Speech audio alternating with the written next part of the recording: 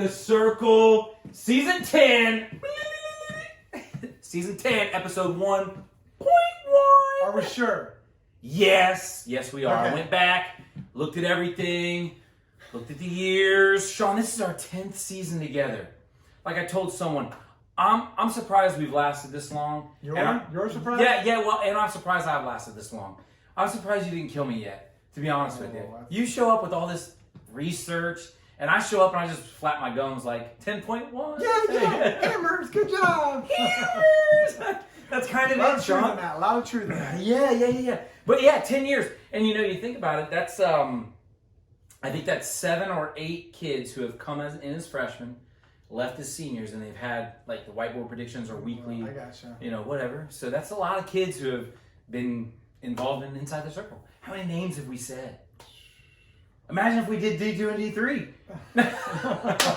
We will today, though. Yeah, we will. Shawn, before we get started, I want to give a mad shout out. These are on sale at the Central District All-Star Meet, and they're in honor of Ken Justice, who was the Newark coach and tragically passed away this summer. June, July, August? I'm terrible with dates. No problem. Summer? It was in the summer, and just really enjoying some time, and then just tragically passed away on us. And it makes you cherish every moment, right? It does. You just never know. My kids ask me, why are you always awake in the morning? Because it's the only chance I get. This is the only chance at this day I'm ever going to get, ever. This is the only 24-hour period I get for this. And I want to make the most of it. Yeah. I want to take advantage of it. Shawn, I'm actually living that out. And people call me weird. I think you're the one that's weird for not living every single day as the last one ever. It's been a long 10 years. It has been a long. Well, these are for Ken, and Ken was a great guy, just an amazing individual, loved the sport, and I actually graduated high school with a young lady who moved up to Centerburg, and one of her kids went to the camp that they held in Newark, it's actually a really good camp. Mm-hmm. And Mascot good there? Yeah, that was the one he was at. Yeah. Yes. So Ken, he was reffing some matches, and for whatever reason, he saw something in this kid who needed a little pick-me-up. Uh-huh. Maybe that's what it was. I don't know if that's what it was, but he said, "Hey, you and me, let's go right now." So he got in there, he's wrestling with, and the kid, got a great. The double kid leg. was the son of the lady? Yes, exactly. Okay. And so she, she had fond memories of Ken, and it was something that we could look back on. And man, I'm telling you, Ken was a great guy, and Super guy, that's one of the examples. After a long day of, he saw a kid who needed a pick me up. He gave him that pick me up, and that's who Ken was. And ran great youth, great high school program, and he also ran the sectionals. Really loved, cherished that. So we're wearing these on Ken. Sound good? Yeah, it sounds great. Excellent, Shawn. What are we going to do for Season 10, Episode 1.1? I bet you want to know, don't you? Yeah, sure. Okay, Shawn. Well, we've got some new roles for some people in the area. Mm-hmm. We also have the state of the Central District. That's where I bring up my soapbox. You stand on it and you start yelling at people. Yes. We also have the Central District All-Star Meet that occurred. But Shawn, before this is what? When you said that about the soapbox, for some of you guys who've watched the show for years, you know that me and Mark do a couple dry runs. Our first show is actually over an hour long, but Mark here is smart enough. If you've watched me, I'm horrible at being politically correct. So a lot of our stuff is laying on the editing room floor for my protection. So when you said that made me think of our show that we've cut down to maybe, what's our over under here? 23 minutes. Way over. Yeah, you're going over? Okay, no problem. I was going to say that you mentioned editing, cutting room floor. The idea that we do sneak in some inside jokes, though. And we do appreciate that. Every episode has 3, I think. Yeah, probably. Yeah. And speaking of... You got to be quick to catch them, though. Yes, you do. You got to be quick. Yeah. Speaking of inside jokes, this has nothing to do with it. This is a terrible segue. Let's talk... Shawn, we go back, our first episode, we always go back to the Darby District. Mm-hmm. And once again, I would like to go back to the Darby District and say thank you to a number of people. Now, we didn't have the Darby hospitality room like we normally do. Right. But that did not mean what was happening inside that gym was any less of what was happening inside that gym, because it was once again a phenomenal tournament. And they did change some things up, but that was based on the restrictions that they had thrown on them. So what did they do? They cry and complain? No, they rolled with the changes. And Coach Moody did a fantastic job. There was other people there that did just as well. They make it all work. Guys like Chris Payne, I'm sure you know some other guys. Oh, there. Bruce Stefanik. Oh, come my on. dude. Who doesn't like Bruce Stefanik? But then you have Paskett, Chip Baker. Yes. I mean, just a number of guys. Like I said, most of these guys you don't know because everything runs so smooth. Trust me, if everything was going bad, you know all these guys' names. But the fact that you don't is because they do such a fabulous job there of running the Derby District. Real quick, how long have they been running it? It's 2021. It'll be 2022 when they run this one. We're going back to around, well, going back into the 90s, it would rotate. Yeah, between Toledo, so, yeah. I mean, 20 years if I had to guess. I don't know how the school was. How the school was, but the school was what, in the late 90s? 95, 96 was the first year. Yeah. So a long time. Let's put a long time and cover a lot of ground. And I'll tell you what, every year they change something small, they make an adjustment, and they make it better each time. Yeah. So that's off, just amazing. Now, the beauty, I think, for that staff, when I say staff, I mean all the people that run the district tournament, the table workers, very professional, and they know what they're doing. Even people like Chris Rinaldi, who do the brackets. Yes. I mean, it's really a commitment from a whole community of people, man. They really put a lot of time and effort into it, and they take pride into it. Yes. You know, like, I don't know, maybe 5 or 6 years ago, the brackets would be just the brackets, but now they have sponsors with them. I mean, the hospitality room, they have, you know, proud as a peacock on the hospitality room for the last 10 years. They take pride in I mean, if it says we're going to start at 9, we start at 9. If it says 4, I mean, they take so much pride in everything they do is why it's such a fabulous event. One of my favorite things, and we didn't talk about this, but one of my favorite things is the student ambassadors. They have their polo on, they have their khakis on, and is male, female, they'll greet you. Congratulations on making the district tournament.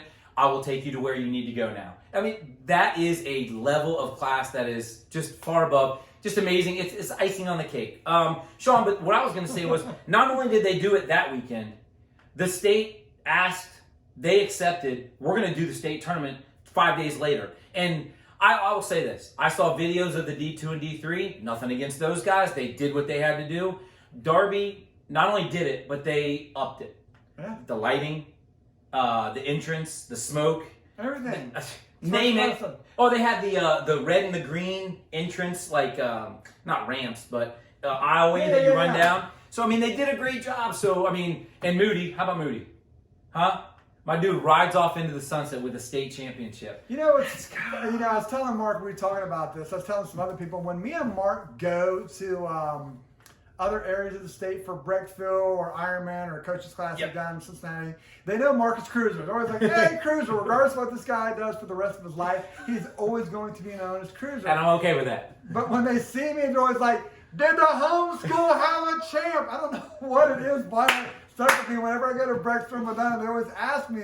So in this turbulent year of COVID, it was awesome for the state tournament in Division I to end with the homeschool having a champ. I mean, that's just so ITC fitting, not only Hilliard fitting, but ITC fitting. Yes. Because we are so for community programs, because we know how much work it really takes. Me and Mark, when we coach together, we're at Groveport, and we put a lot, he did most of the work, I'm not going to kid myself, but putting tournaments together really, I mean, the setup, the tear down, everything in between with the parents and the concession, and it's too hot in here, it's too cold in here. To really do it well takes a lot of effort. So for the district to close it out with a homeschool state champion was really something we were proud of, just as Hilliard and the whole community was as well. 100%, man. That is so true. And you know, it's funny you mentioned, did the homeschool have a champion? I don't know why that's what's funny is, like, you know, we'll get small talk because between the semis and finals there's a break. And then the coach will sort of like, all right, guys, let's just see if we can get the homeschool a champ. And like, that's how they'll depart. It's like, that's cool, man. That's good. That's good. Shawn, that's the Hilliard, now I say that's the Hilliard Derby district, but we moved it into the state tournament as well. Do we want to talk about how the Central District fared at the state tournament? Because I really do think, I would say, now granted, we did get separated. In the past, when we're at the shop, we could see D1, D2, D3. So we're really D1 heavy right here, which is why we're going to end the show D2 and D3 heavy.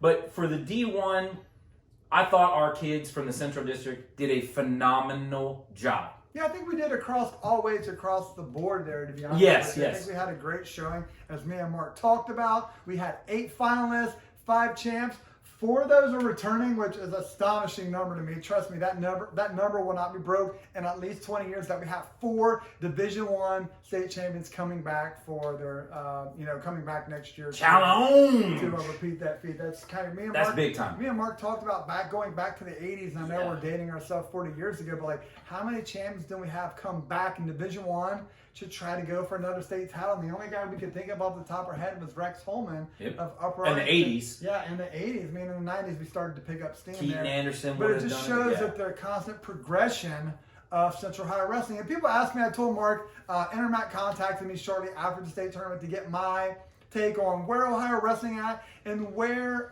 Central Ohio Wrestling is to be exact. And I told him back in the 80s and 90s when wrestling started to really pick up in the state, Columbus was really behind the 8 ball, and Northeast had this bias of just being better. And the reason why is because they were generational wrestlers. And when I say that, we were predominantly first generation, maybe second generation, but they were third and fourth generation wrestlers. Yeah. So basically, in layman's terms, if you have a first-year kid wrestling a third or fourth-year kid, the third or fourth-year kid's going to win 90+% of the time. But as that first-year kid becomes a fourth-year kid and the third or fourth-year kid becomes a fifth or sixth, that gap continues to narrow, and that's where we're at. If you look at our state champions in particular, Weaver's dad was around a 12 guy in college. Shoemate's dad wrestled in high school. Russo's dad has strong ties to Bedford Chanel. Heck, me and Urton's dad from Westport North wrestled in the same schools back in wrestled in the same tournaments back in the 80s. So we have generational wrestling. I mean, McDaniel's dad was a state qualifier for Taze Valley. Yes. I mean, we just have wrestlers that have generational wrestling. So that Northeastern gap, even though it's still there, gap has narrowed so much that I think we have caught up with the rest of the state with our progression through the generations of wrestling, and we're really starting to put out every year a pretty solid product at the let's see what we can do this year, huh? So, but thinking that, I think me and Mark are past the we hate your kid kind of deal. I think we've been. I was never behind that. I know what I'm saying. Okay. I think.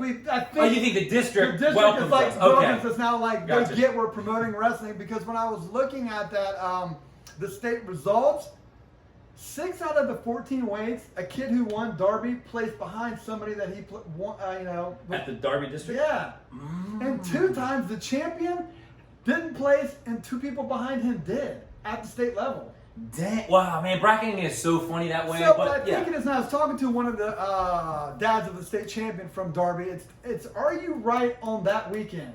That is part of it. And I think that's it. But like trying to project how a kid's going to do in like this matchup to this matchup, and how they're going to go week to week, shows that really it's all about you performing that weekend. I don't have a problem with that. I think so few people are consistent every time they step on the mat. It's hard. I mean, Kel Sanderson is the guy. Right, he's the banner that did it. But everybody else, I mean, have a bad match every now and again, right? I mean, I thought you were talking about his teams he coaches now, how they just win everything all the time. Did I serve that up for you or just what? Like, put that up like a softball. Wow. Well, no. To your point though, it sounds like you're saying that our district it wasn't like 2 teams, 3 teams that had all these guys.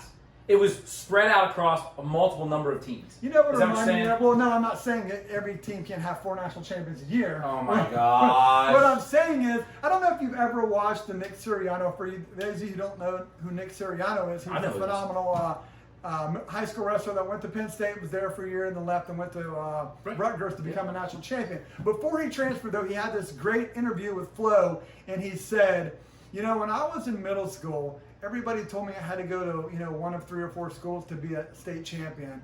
And then when I got to high school, everybody told me, there's only 3 or 4 colleges you can go to be a Division I national champion. And that's not true.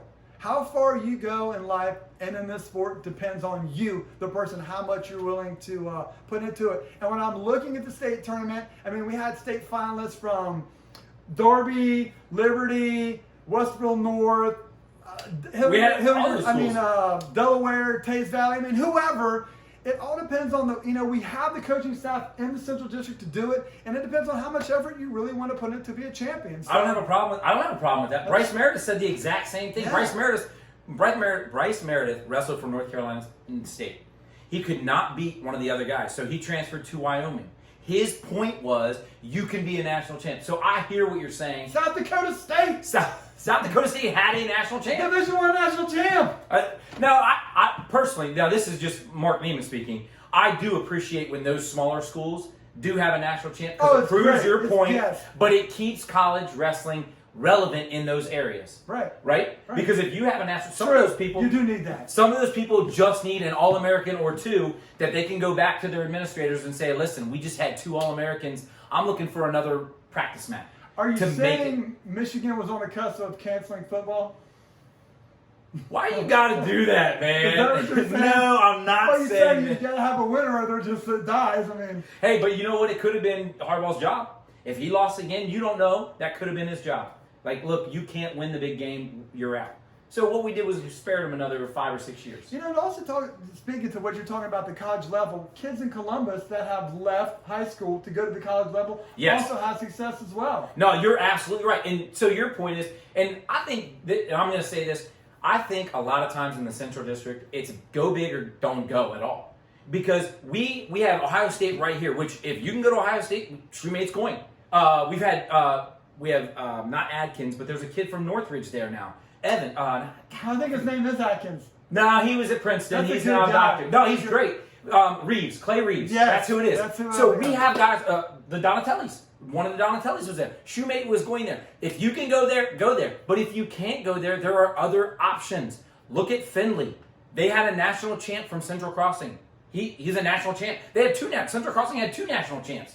Cameron Teacher, I think, transferred to St. Cloud, I think, and won his national champ for them. I do agree with what you're saying, that living in Big Ten country, when we think of superstars, we're thinking of like Jason Knoll, David Taylor, Ed Ruth, Rutherford, Aaron Brooks. Okay. I get it. You see where I'm going with this? Yes, I do. But what they did, being Division II national champion, that's really prestigious. No, I agree with you. That's really hard to do, and I think that, again, going back to, I don't think they get the credit because we live in Big Ten country. Yes. It's either Big Ten national champion That's or right. not, but there's great things going on from people from the Central District with incredible accomplishments going on in wrestling that Mark said are happening out there, which is phenomenal. Congratulations to the Weimer family, the Teacher family, and all Central Crossing for producing some national champions. Otterbein, Ohio Northern, Ashland, Finley, Defiance. Yeah. I mean, the head coach of Defiance is a Central District guy. Thomas Moore. Did you know that they got invited? We didn't get out of Darby, though, so we don't know. Did you know that Thomas Moore is going to Midlands this year?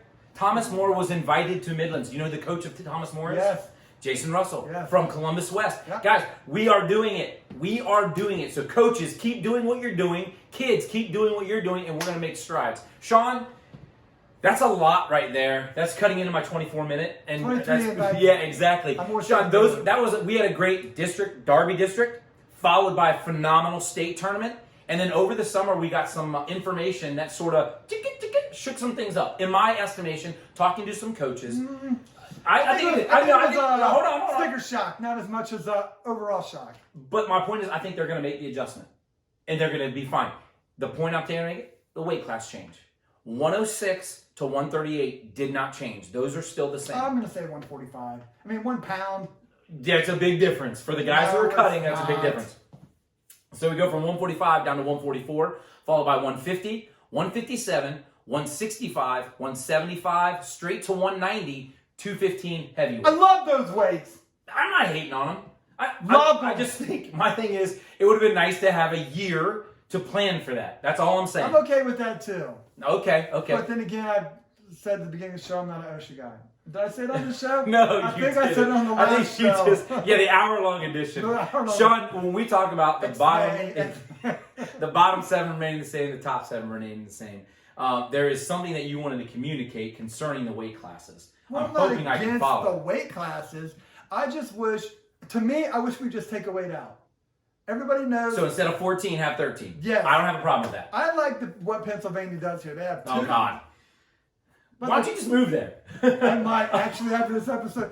As a matter of fact. But I like 2 divisions with 13 weights. I don't know what to tell you, man.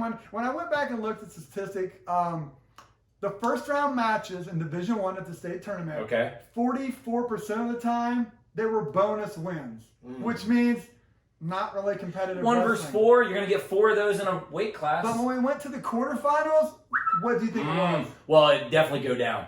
It didn't. It was 50% exactly. 50%. So of the quarterfinal matches in Division One, half the matches were bonus woods, which means they were not competitive. And I think that stat shows we have too many divisions with too many weight classes because we're getting unbalanced results, right?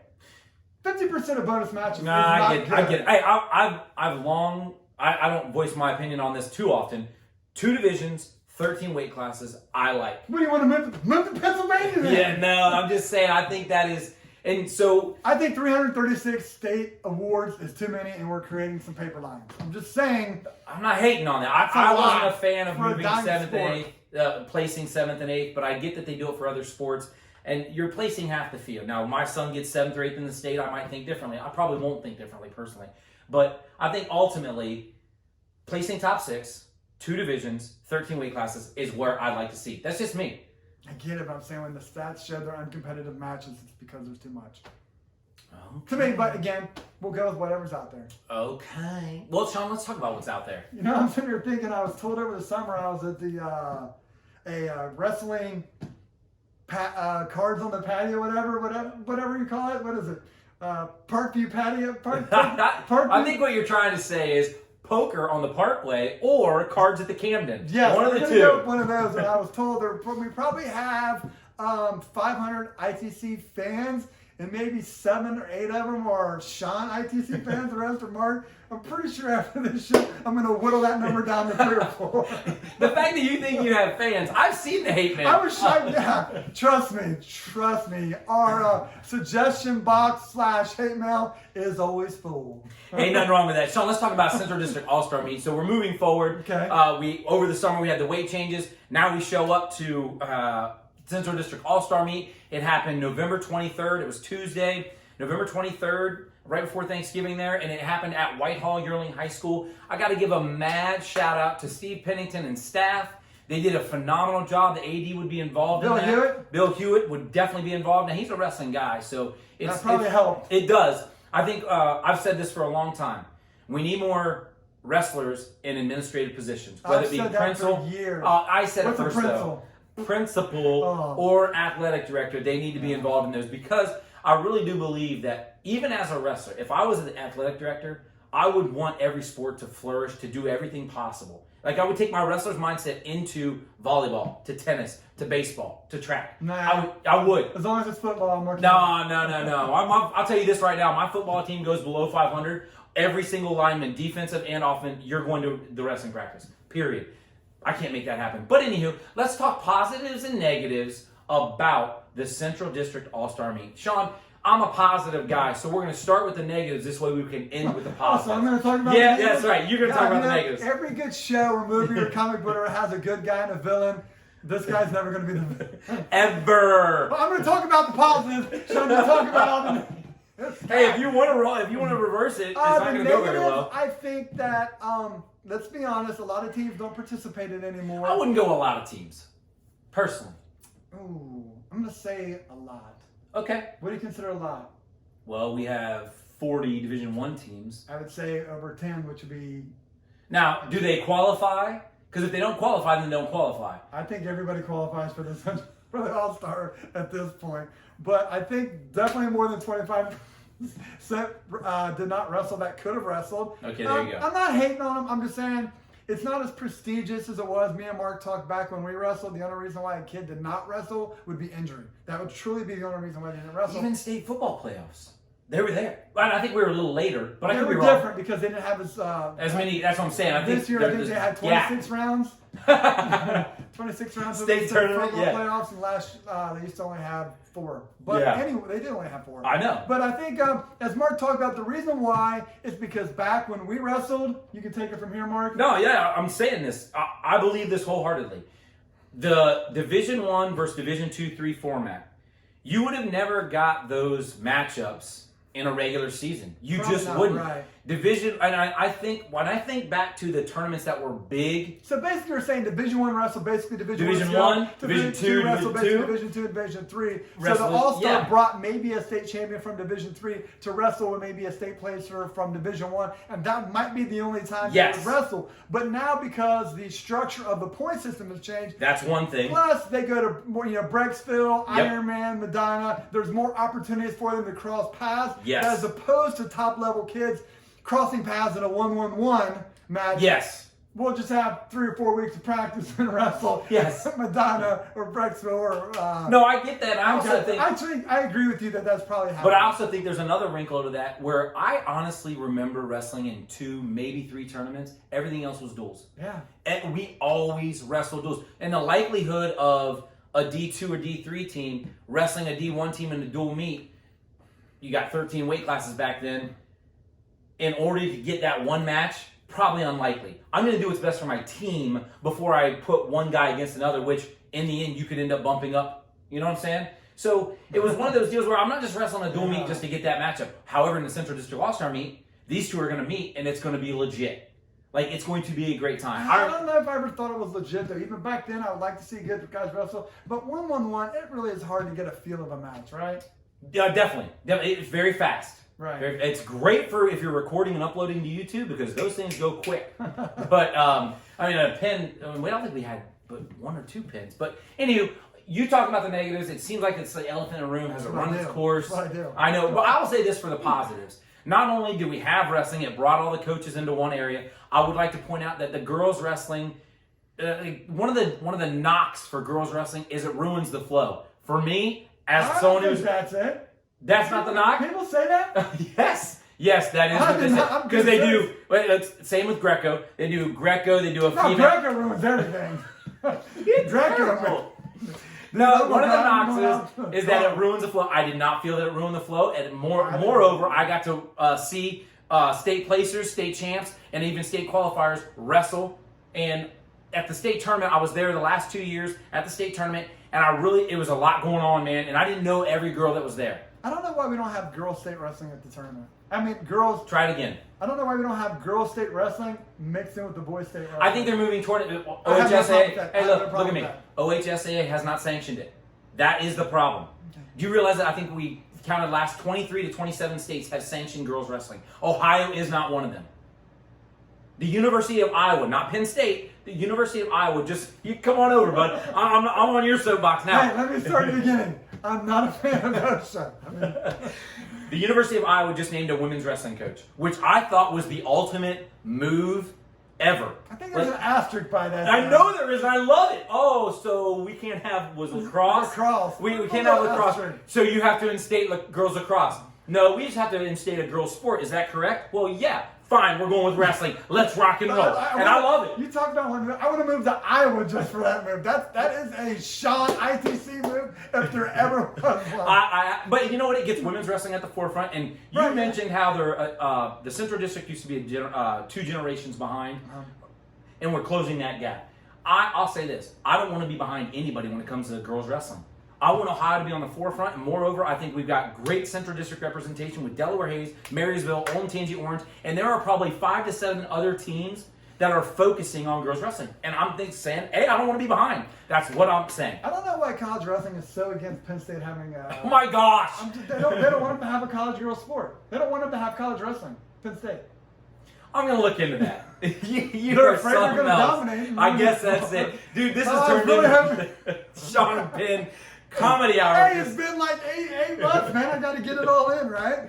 Well, that's the negatives and the positives. I know there were other positives. I did like how the... it created revenue, let's be honest. Yeah, that's true. We gave out trophies and we gave out scholarships. Yes. That money needs to come from somewhere as long as it's profitable and it gets... I mean, come on. It got everybody in one spot. People were not going to see that much, regardless for wrestling or not. There's people I don't see that much just because of their schedule. And our schedule, it's great getting all divisions together in one spot just to see what's going on with wrestling. I love it. Hey, that sounded very positive, Shawn. Maybe I'm rubbing off on you. Hey, Shawn, that happened Tuesday, November 23rd. Let's fast forward.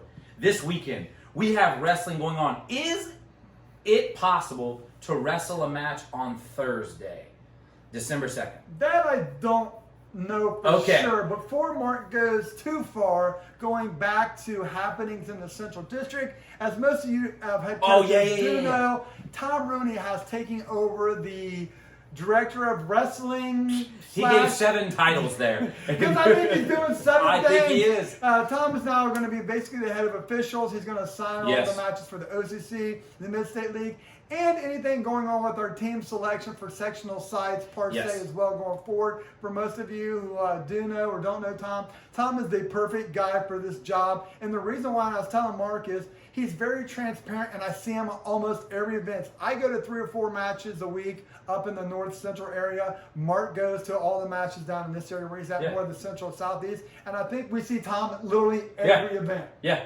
And well, I'll say this. You say he's everywhere. The one thing I love, aside from being everywhere, he wants to know. He'll pick your brain. Yes. Hey, what are you seeing?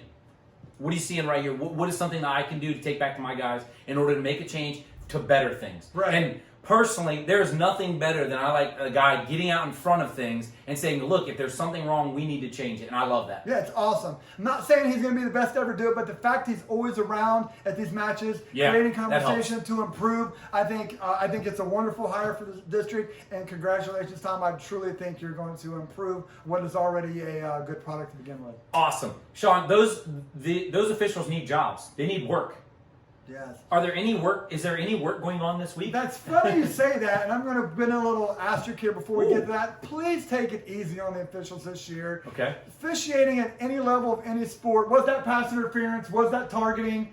If for football, was that a foul? Was that a strike? It is a judgment call. We don't have a lot of officials this year. It's already disrupting some of the tournaments. They've had to make changes to do it. I think we're around 40% down. These guys are trying to do the best they can to give back to the community and the sport they love.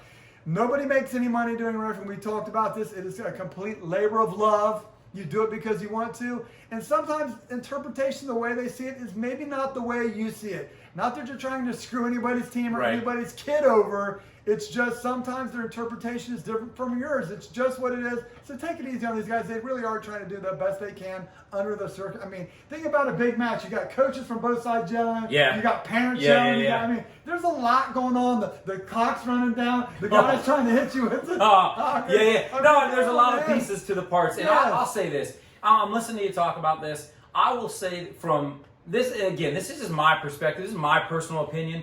I can't stand, so my son wrestles for a team.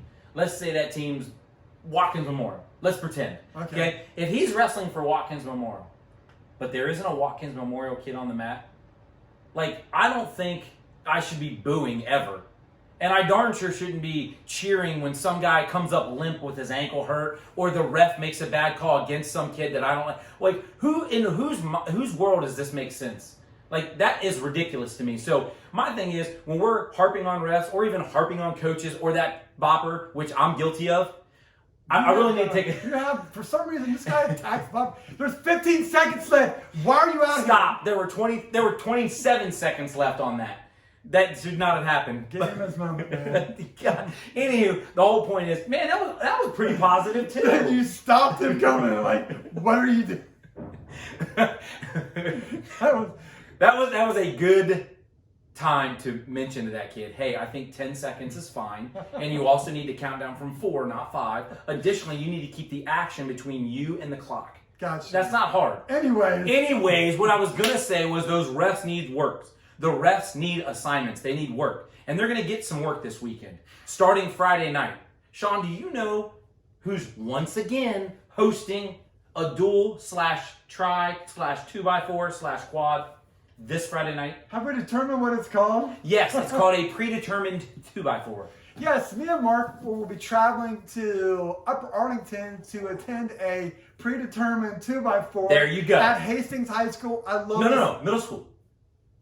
Middle school, sorry there, Swade, we were over your 23 minutes and I've already screwed up. But anyways, Upper Arlington's going to be hosting a 2x4 at Hastings Middle School at 6 o'clock. Teams that are going to be there are Scioto, Centerville, and Lancaster. Yes. Upper Arlington is going to wrestle Scioto and Centerville. Yes. And then Lancaster is going to wrestle Scioto and Centerville. That's absolutely correct. Also going on that night, we will have Vandalia Butler from the Dayton District come up and wrestle the Patriots of Olentangy Liberty. I wasn't going to use the Patriots. Oh. I was going to use 13 Reasons Why Liberty Tigers. It's the Tigers. Don't listen to the tapes, dude. I won't. They will screw you up. Hey, there's one more thing going on, and I really got to find the date. Okay. Olentangy Orange girls are traveling back to Miami East, I do believe. Oh, that for week? an early door. Yeah.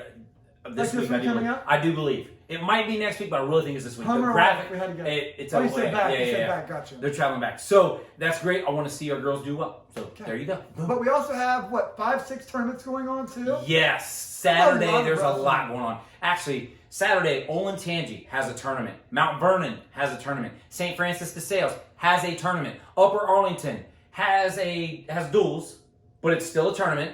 Granville has a tournament, and Marysville. I don't know if that's duels. You really? Okay, Lee Why did you say Spitzer. duels? Lee Spitzer duels? Is it just the Lee Spitzer Classic? I think it's the Lee Spitzer Classic. Okay, I didn't know what COVID did last year. I tried to get a hold of Matt, but that dude is like on cloud 9 now. Is he? No, it's not going to be able to talk to him. Oh no, well they did make the Final Four. That was pretty legit. Their football No, team he's did. a Michigan grad. Oh God! Dude, this is If it's not Michigan, it's Penn State with you, dude. Man. Well, I'll say the this. fact that you bring up Penn State remind me. Did it remind you that Olentangy has a tournament? I thought so. Hilliard Bradley will be there. Central Crossing, both those schools have blue in them, much like Penn State. Hamilton Township, Lancaster, Whitehall Yearling, Pickerington Central, Scioto, St. X coming up, along with Centerville coming up. What's their school colors? Centerville? No, St. X. Blue and white. I think they're blue and gray, actually. Okay. So, yep. And so that's the Hold on, time Olentangy. out. Did you say Pickerington Central? I did. Did you say Lancaster Gales? Yes, I did. Ooh. Golden Gales. Number one coaching staff in Central Ohio. We can find out real quick the pecking order at 126. We're going to have Cernus and Egan there. Yes, we will. Oh. They're both down in time. Like, I don't know what their alpha says. Go ahead, write that down. Yeah, I'm going to write that Good down. deal. I'll get a hold of Coach Lieberger and we'll get some results. Okay. Okay? Let's talk. You won't be able to read them. Oh, Have you ever got those results? Oh my God. Dude, trust me. When you hang around Mark, you know what results and brackets look like. You need a PhD to understand Olentangy of the Lewis Center results. Dude, I have no idea what's going on there. Ever. Hey. Oh, look, Mount this Vernon. Kid, oh, look, this kid won. Oh, no, wait a minute. Turn it over. Oh, maybe not. Hold on. I- Did he? Anywho, they do have a tournament going on. There's a lot of teams there, and I think there's some pool tournaments there. Mount Vernon. Let's talk Bloom Carroll. What's that, like 18 schools? Yes, Something Bloom like Carroll. that? Chillicothe coming up. Lake. We have Doughton. We have Dover. We have Dublin Jerome, Dublin Kaufman, Jonathan Alder, Little Miami, Marion Elgin, who had a participant in the Central District All-Star Meet, Marion Pleasant, New Albany, Newark. Hey, we have Pick North, taking along with Shelby, the Whippets, Westerville North, Westerville South. Wonder if they're riding the same bus. And Westland will be there. Hey, Man, Westland that got is some a lot handles. of That teams is. there. You know what I love about the Mount Vernon John Brown Invitational? The Cornell family. Dang. You know the two things I love about. You know the second thing I love about, or third thing, it's for John Brown. It's a memorial for John Brown. Number one. Number two, the Cornell family. Number three, I do believe that's bracket style. Oh, I was going to say how close it is. No, I definitely wouldn't say that. Bracket style tournament. Bracket, get out of here. Bracket style tournament. If I was wrestling god of the day, I would do away with pool tournaments. Yes. I'll Why just is do that? away with Why? it. Because it perpetuates bad wrestling.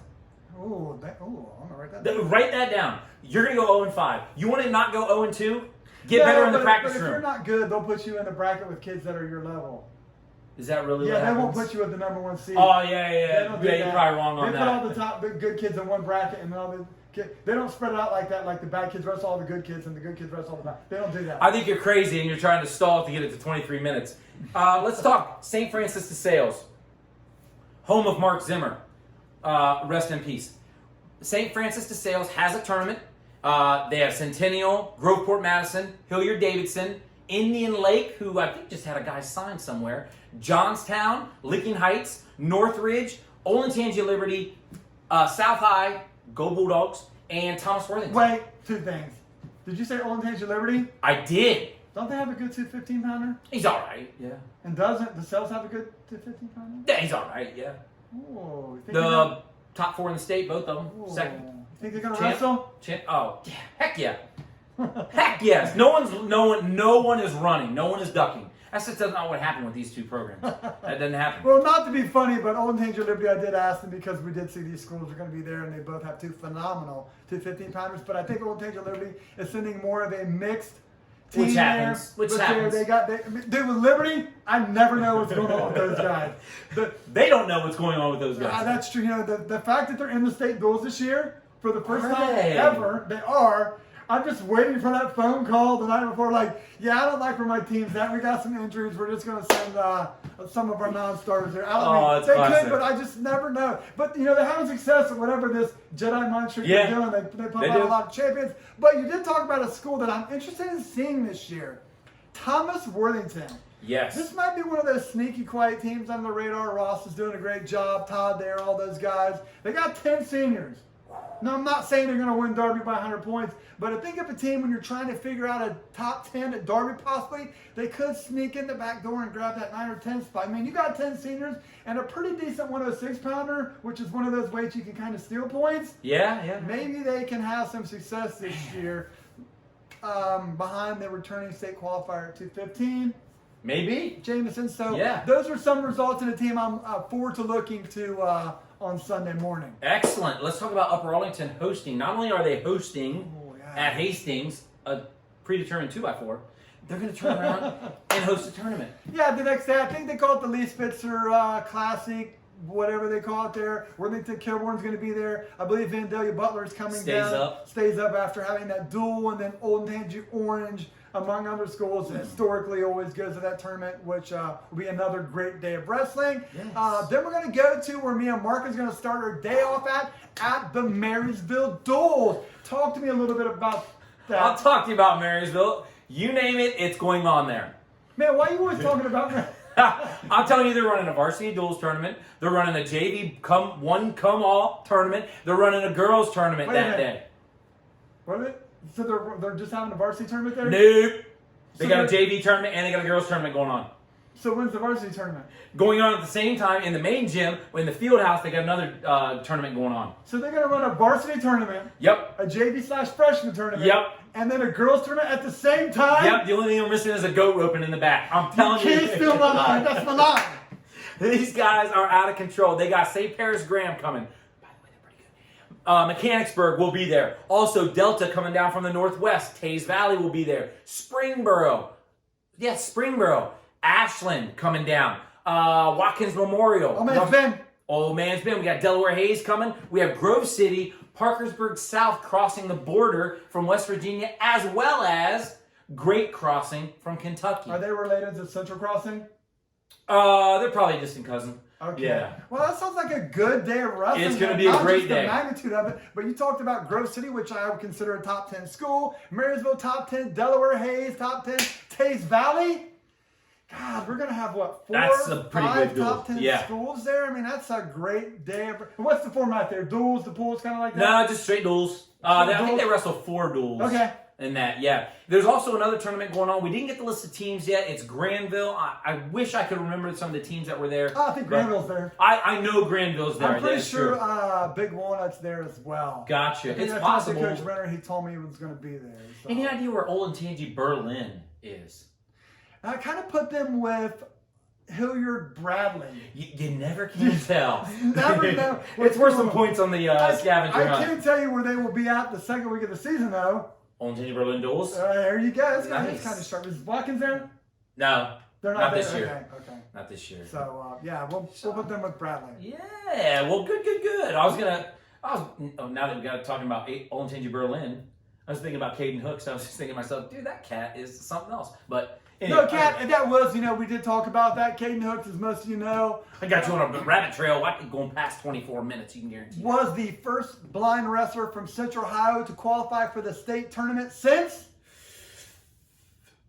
the inception of the state tournament? 1967, where a kid by the name of Charles Partey did it. 1967. That's a long time, man. It was. So congratulations to him. And what I did find out going to the Wrestling for Autism, he has a wonderful singing voice. I think he's a better singer than he is a wrestler. That's a state qualifier. He's a Division I state qualifier. So congratulations to him. He's actually, I believe, the first Division I wrestler do it in the state since 2002, Daniel Light of Lakewood St. Edwards. So, nice. If you need some wrestling historian information, that's the guy. This guy, though. Mark did ask me if we're going to do a top 10. We are not going to do a Division I top 10. There is a ton, and I mean a ton, of high-level talent moving into Central Ohio this year. I can't remember the last time me and Mark talked that so many kids came in and just spread out amongst the different schools. Usually in the last maybe 10 years, some school, one school would have 2 or 3 kids move in here and there. But last year, or this year coming up, they've all spread out. So in Division I want to kind of get a look at where these kids are going to fit in. Where I got you.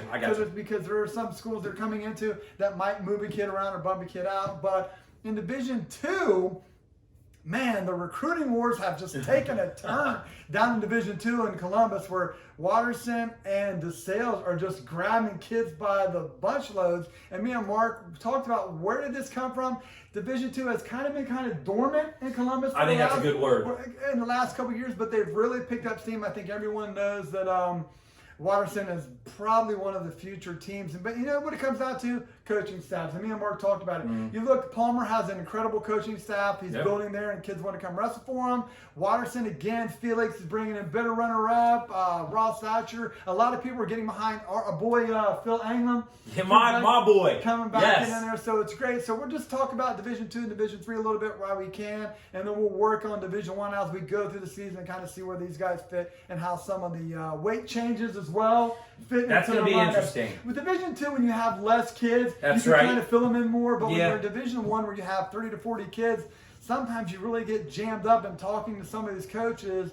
Marysville, Grove City, Liberty, most of them is like, man, I got 2 or 3 kids at this weight. I don't know if we'll be able to get this guy out or so. So we're going to be able to fit in. So we need to get a little bit more of a picture of watching them compete, where they're all going to fit in at. Certainly those upper weights, because if you weighed maybe 180 to 185, 182 was your weight class. You weren't cutting down to 70, and you certainly weren't wrestling 195. Right. Okay, so I'm going to go 182. Well, you don't have that choice now.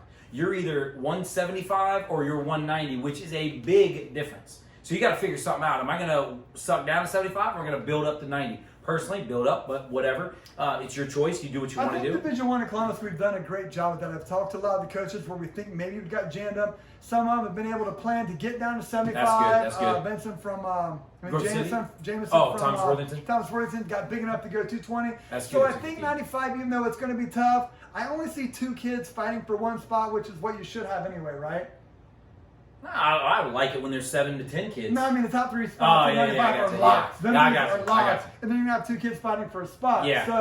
I'm okay with that, as opposed to 2 or 3 months ago, everyone's like, oh my God, there's 24 state qualifiers at 190, I get it. We've all worked the way out, so again, we'll talk about Division. But let's talk about Division II. These guys beat us up all the time. They're the ones feeding that mailbox with all the mail there, so we're going to give them some love. At number 1. You want to start on number 1?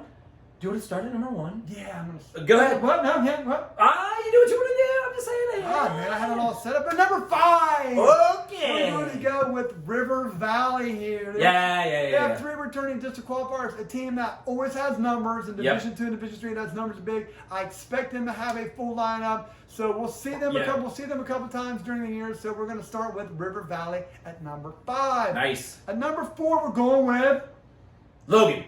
No, London. Excuse me. So we're going to not talk to Mark anymore this show. We're going to go with London. I think everything stops and starts with the Burns boys out there. Yes. You got that Huff there, heavyweight. And those guys talk about staffs. Come on, man. Those guys are everywhere. They're doing a ton of stuff in the summer. Love Great those guys. And we're going to start them at number 4. Are they at Licking Heights again this year?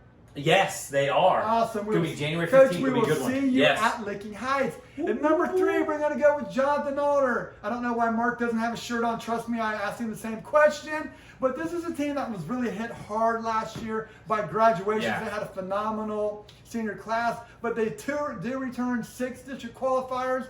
3 of them, I think, were placers. And that's, again, when we talk about staffs, those guys have really started to get something going there, and I expect them to have a full lineup, which, again, will help them push towards the top. Number 2, let Mark talk about him because he's such a big fan of him. I don't know why he doesn't have a shirt on. Licking Valley. Hey, you know why I'm a fan of Licking Valley? I love Jeremy Tate. I think the guy is just amazing individual. Does get it. He does, yes. And he's going to be bringing back 6 returning district qualifiers. He's going to have 2 state qualifiers, so that's great. State runner-up? Yeah.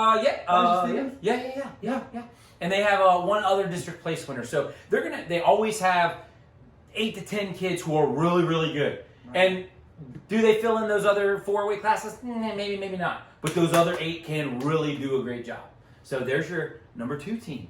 And number 1, we're going to go with the Stallions of Francis DeSales there and talk about grabbing people up, man. I mean, they had a solid 4 last year. This year you're going to bring in McClellan from Florida, a solid kid. He's actually from Columbus originally. Yeah. So, and then you're going to have the Lincoln Shulaw come in as well. So that's 6 of the 14. I mean, talk about Mark talking about being halfway there. I think if they can get 25 points out of the other 8 weight classes at the sectional tournament, they're going to be hard to run down and possibly look like maybe grabbing that runner-up trophy at the district tournament, competing against Graham, who Graham is Graham. So I'm excited what's going on in Division II. Like I said, I like the competitive balance here. Me and Mark talked about it. If you've ever been to the Ironman tournament, Cuyahoga Valley Christian is literally right across the street from Stillwater. Yeah. I mean, so they're always competing for the same people. Up in Cleveland, St. Ed's and St. Ignatius, again, are on the same block. They're always competing for the same people. So I think we're starting to get a little bit at down in Columbus with the Catholic schools. And let's not forget Hartley, who's had a state placer going back to like freaking 1802. I mean, the Petrellas do a great job there as well. So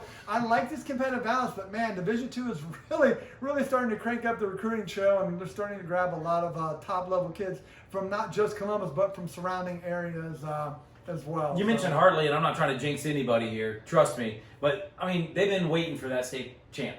And they might have a shot this year. They really might have a shot. Man, he's really had a tough way. I know he's had a tough way, but he's a tough kid. He's a legit kid. He is very good. So, we're not going to mention his name, just in case you thought we were talking about someone. We could always say, no, we weren't talking about him, though. We weren't talking about it. All right, so let's go D3. Let's go D3. D3, I was at the All-Star meet, and I'm watching it go down. I'm watching things go down. And the only thing I could think of was, number 1, D3, it's very difficult sometimes to fill 14 weight classes. So if you can fill 14 weight classes, and let's say 5 of them are really, really good, you've got a very good chance of doing well. I think teams like Utica and maybe even West Jeff are going to be those type of teams. So there's your number 3. I think Utica has 3 big guns, followed by maybe 4 or 5 other kids that can really do well on the map. I think West Jeff is very similar. I think they had a kid placed 5th last year in the district tournament, so he's looking to come back this year and do well. So ultimately, West Jeff, Utica, there's your number 3, 3A, 3B. Second place, I'm putting in at Northmore. They have 3 hammers, and I know Coach Carr always gets his team. He's going to have 12 to 14 kids. That's just the way it's going to be, but I know those 3 are the front runners.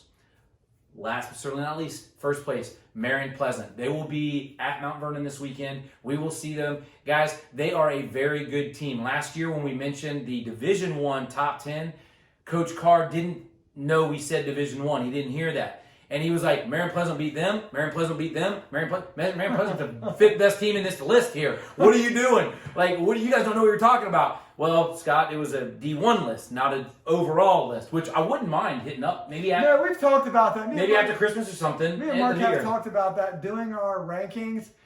We didn't know. So many people have gave us great ideas on accident. And Mark's talking about like he thought we were doing Columbus in general, but we thought like the light bulb went off. Why don't we just rank the top 10 teams in Columbus regardless of division? I love that idea. That's something we'll probably do. It would take some time. It would take being fed results, but it would take some time. Like maybe I think that would go back to the ultimate. Are you doing it in tournament or dual meet? Yeah, because that's I don't true. think Division IIIs can compete with the Division I and the dual meet because you talk about but when you talk about Marion Pleasant or some of these other schools that have like St. Francis de Sales, where are they going to finish at Brecksville? St. Francis de Sales. Probably pretty close to Liberty or Marysville. I mean, any of those central district teams. That's right. But in the dual meet, they probably get beat by those points. So, no, I totally get that. You can't give up forfeits in a dual meet. That's just the way it is. Unless the other team has a forfeit and it's 13 on 13, which is what it should be because we should have 13 weight classes. All that to say, Pennsylvania. There's your D3, D2. Shawn mentioned we're going to give D1 probably maybe around the new year. We're going to see how everything shakes out. The new weights at the top really put a wrench in some gears. We don't really, I personally don't pry you guys, the coaches can do what they want with their kids. The I kids agree can do with it. that. I try not to pry. We do not do. I don't we pry. We do not put information that is not already out there. Yes. For example. So. And that's not what I want to do. So, Shawn, I think we're at 22 minutes and 38 seconds. I do want to talk Go about ahead. the donations we got for yes. The Sky, man. My bad. So the whiteboard predictions last year. Yep. We took in donations. We had Midway Sign, and Company. We had Light Up Columbus. We had Waterfront out at Buckeye Lake. Gosh, we had so many. We had an anonymous donor. Very nice of him to do that. We had Raid On Me Gone. We had a handful of people donate to us. And the question then becomes, what did you do with that money? Well, I think it was anywhere between 5 and 7, I can't remember, got free. All they had to do was write a letter. They wrote a letter to me. They got free admission. What do you say there? Free coverage. I paid their camp in full, so their camp was paid for. We also sent a kid out to a national tournament. We sent a kid out to a national tournament. Yep. Yes, we did. That. We had a kid who was whose mom's battling cancer, and they asked for donations online. I saw it. I said, Shawn, can we give money? Yeah, no problem. That sounds like a great idea. So we gave money there. So that technically didn't go to a wrestler directly, but it went to a family in need. So, and I don't have any. I don't have any problems with that. If you want to take umbrage with that, bring it on. There was one more thing that we did with the money, and I can't remember exactly what it was right now, but we basically exhausted every dollar that we brought in on the kids. So that was our goal, and that's what we did. Right. So thank you all, truly. Yes. Thank you for everything you do. I want to give a special shout out to Jordan Kramer of Madison Plains for his help for the Central District All-Star Tournament. I know it's a lot going on. You're trying to get paperwork, trying to get all the information. We got the awards. We got this. Is everyone we contacted? We got all the matchups we need. So I told Mark if Division III had its own district tournament, if there was enough Division III schools in Central Ohio to have its own district tournament, I would go to it every year. I just love the guys in D3, man. Yeah, no, good group of people there. I will say this. You had mentioned all the paperwork and stuff. I had posted an initial roster for the Central District All-Star meet, and he told me, hey, this might change. He didn't tell me how much it would change. There were like 5 to 8 matches that just completely got redid. So he put something out at the very end. He said, listen, this is the last change I'm doing. This is the last change I'm making. We're going to figure out the rest moving forward. So I was able to put that online. We have all results on our website. We all that's posted as a link. We also have the girls. So it came in 2 files, so I had to put in 2 buttons. We also have the matches on our YouTube channel. So no way! True story. Every center mat, so we only had 1 camera. So we were only able to watch 1 mat. So we were recording that match, and I put those online the very next day. And so those things are up for your viewing pleasure. Time out. So on the ITC website, you have matches and results? Yes. Where else can you get that? I don't know. Have you been doing this for long? About 10 years. You've been putting results on them, so every coach can go to this certain location and see, like, hey, do these guys have a 32-pounder? Do they have Yes. These guys can do that? Yes. And we're still getting that mail? Yes. I'm hey, this is all I'm going to say. I'm 40. I'm a man. You come after me.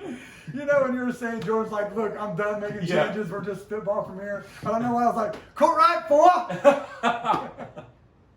Well, just how much goes into it. Well, we're wrapping down now, but I was just going to say how much goes in. You were talking about Kramer, how much goes into it. I mean, not only does he have a wife, not only does he have kids, not only does he have a job, he also has to do this on top of it. He's not getting paid to do that. Hold on. Going back to the refs.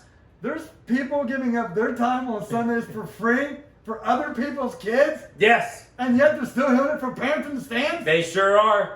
Wow. Dude, would you like to say anything else about that? No. Season 10, episode 1.1. Sure. And now you are inside the circle. 42 minutes. Gosh, we'll find out. 58. 58.